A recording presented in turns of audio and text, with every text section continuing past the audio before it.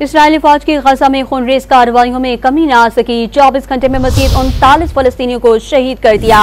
America ने Israel को असलहे की फराहमी पर भी गौर शुरू कर दिया है।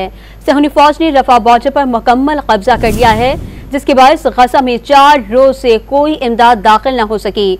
अमरीकी अहदेदार ने बताया कि इंतजामिया की जानिब से इसराइल को असलहे की फराहमी और असलहे की फरोख्त के दीगर मुआहदों पर नजरसानी की जा रही है। दूसरी जानिब इसराइल में ज़ेरे हिरासत फलस्तीनी कैदियों के साथ जानवरों से बदतर सलूक रवा रखे जाने का इंकशाफ हुआ है।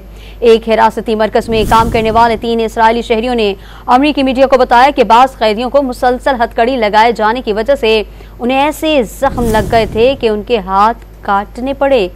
इसराइली शहरियों के इंकशाफ किया कि हिरासती मरकज में ऑपरेशन के लिए गैर तरबियत याफ्ता तिब्बी अमला भेजा जाता था। कैदियों को मुसलसल तशद्दुद का निशाना बनाया जाता और इस तशद्दुद का मकसद मालूमात का हुसूल नहीं बल्कि सिर्फ इंतकाम होता है।